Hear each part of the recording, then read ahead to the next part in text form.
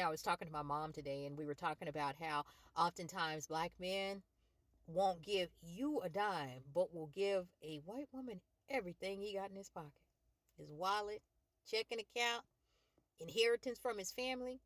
So this is what happened to me. When I was 18 years old, I met this guy, and he was almost 30. I was a Jehovah's Witness. And, back in the real days, back when Jehovah's Witnesses was real Jehovah's Witnesses, back when you couldn't go to college, if somebody decided they didn't want to be a Jehovah's Witness, you had to cut them off and not talk to them if they got disfellowship. Back when the girls in the congregation would be 18 years old, and as soon as they graduate, some 30 or 40-year-old man from another congregation come and marry you and take you away, and we would never see you again. Fortunately, my parents weren't up on that, so they weren't into that, but they never let me date, go out with a boy, uh, talk to boys on the phone.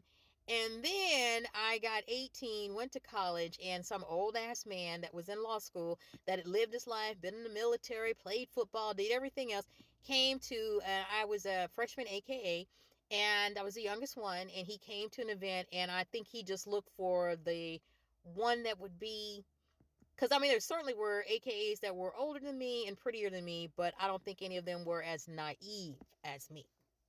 And so he selected me out of the group. I started dating him. My parents had no problems with me dating a 30-year-old. And I'm going to tell you guys, I probably had like the maturity of a 15-year-old. Seriously, it's sheltered, lived at home, even lived at home during college. So I would go out on dates with him. And I just remember that, I didn't know what relationships were supposed to be like because I'd never been in one. But I also believed that ultimately he was going to do right by me and that he loved me because, people always say girls have daddy issues if they didn't have a daddy.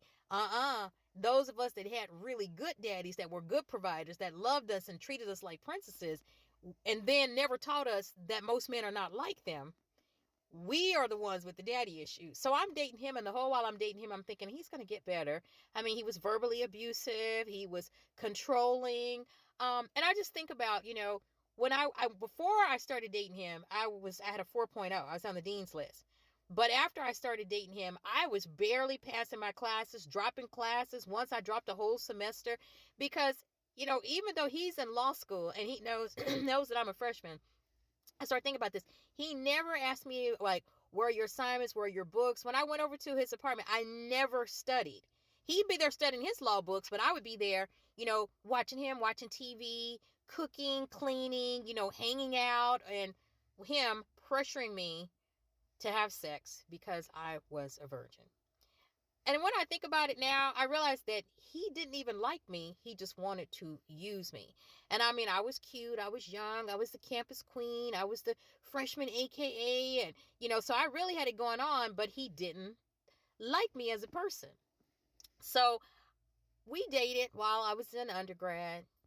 He graduated. Obviously, he graduated law school before I graduated college, especially with, dropping classes and struggling because I'm trying to hang out with him and the law school kids instead of hanging out with the freshmen and the undergrads, right? And I just didn't, I wasn't concerned with getting married, but I just thought that we would. And so the plan was, and I don't know how this was the plan. I don't know if we discussed the plan, but somehow the plan is that he would graduate from law school, go back to his hometown, which was a big city, which is a big city in our state. I would graduate and get a job. And in the career that I was in as a TV news anchor, you have to start out in a small city and then work your way up to a big city. So the plan is that he would go there, get his law firm started, which he did. It really took off because he had a family name there. And I started working in the hometown with the college, doing TV news. And then I kept moving up and getting closer and closer to that market.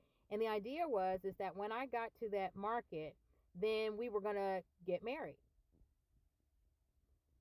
So I guess I got some sense just by doing TV news and just being out in the world, because it was probably about 6 years after we graduated. No, it was about 4 years after we graduated. My career was really taking off in TV news, and he had bought he had a second location for his law firm. And the job opportunity of a lifetime came. It was a network news anchor position in his city, right? Now, the goal was I was going to go there, be the main anchor of the TV station. he was going to become the mayor of the city and we were going to be a power couple. But a better opportunity came for me. I was going to be a network anchor in the city that he lived in, which was just amazing when you're 20 something years old.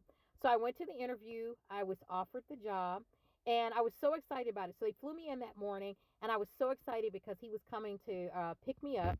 And I just remember, so I flew in, they picked me up at the airport, took me, had the interview, they offered me the job.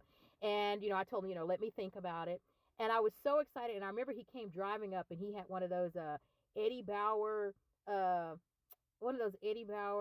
SUVs, and had like leather on the side of it. He had some designer sunglasses on and the designer suit.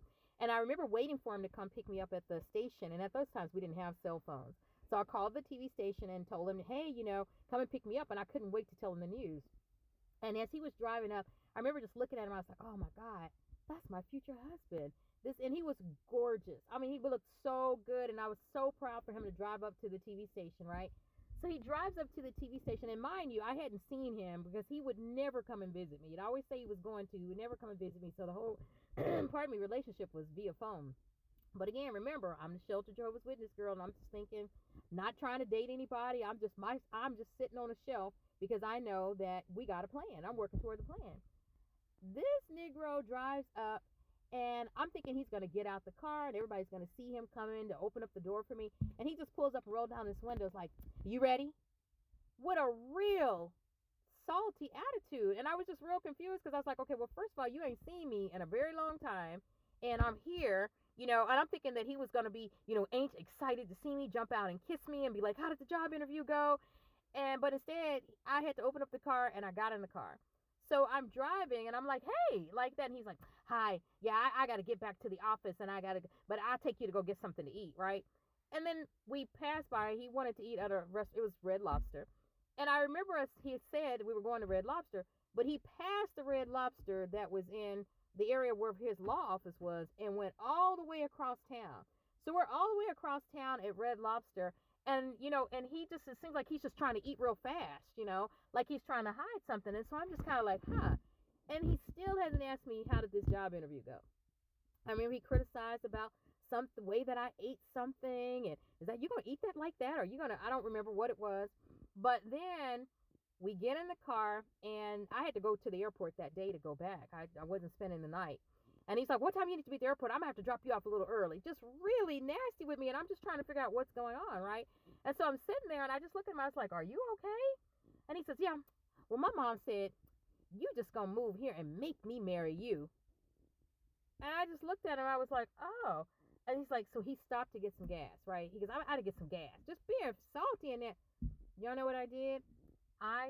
When he stopped, I got 50 cents because at that time that's what to use a payphone. I pulled 2 quarters out of his little compartment in his car and went and got on the phone and called the news director of that TV station and turned down that job. I turned it down. And you would think, well, why didn't you, it was a network job. I had another offer in another state where my career could go in another direction. And it all worked out because I called that news director. I turned down the job. He never asked me how the interview went. Took me to the airport, right? Got to the airport and I left. And like a month later, I took a job in another state across the country. And he was like, of course, they always want you when you don't want them. So I cut him off. I stopped talking to him, stopped calling him or anything like that. He calls me crying, well, what's going on and where are you at? It's like, oh, I'm in, this other state. What are you doing there? What happened at the job interview? I said, well, you weren't asking me about that. You seemed to be mad and irritated that I was there. And we went all the way to the other side of town and you were looking all around like you didn't want to get caught or be seen with me, right? And so I didn't tell him, I moved on. I started dating somebody else. I'm going to come back with part 2. And I'll tell you how he ended up losing everything in behind.